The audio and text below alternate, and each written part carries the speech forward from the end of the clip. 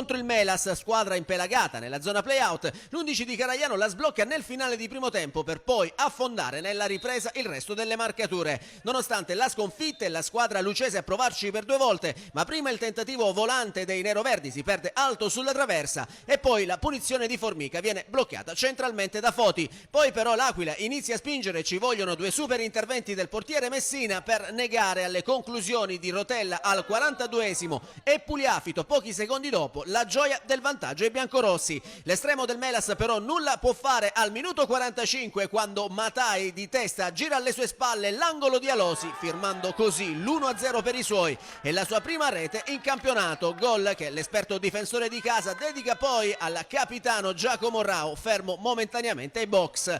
Il Melas comunque reagisce subito e al 46esimo la potrebbe pareggiare, ma il sinistro di Lunghitano non trova lo specchio della porta. Bersaglio, che ad inizio ripresa centra invece la formazione di Baffia, quando al minuto 50 Durante, con una precisa conclusione dal limite, batte Messina, facendo così Aquila 2, Melas 0, e per il centrocampista biancorosso è il primo sigillo in campionato. Spinge la squadra di Caragliano, che 4 minuti dopo si vede assegnare dall'arbitro un calcio di rigore per un presunto mani di Celi sul tiro di Catalfamo, con Pugliafito che dagli 11 metri mette alle spalle del portiere, firmando così il 3-0 per l'Aquila, il suo primo centro in campionato. Ma al 60esimo il Melas trova comunque il gol della bandiera con l'ex Formica, che direttamente sul calcio piazzato supera Foti per la rete dell'1-3. Nel finale però l'11 di Baffia torna ad attaccare dopo il palo colpito da Castellino al minuto 75. I biancorossi calano il poker 2 minuti più tardi, quando ancora Pugliafito raccoglie l'invito di Di Bella e da pochi passi mette alle spalle di Messina il pallone che fissa il punteggio sul definitivo 4-1 per i suoi.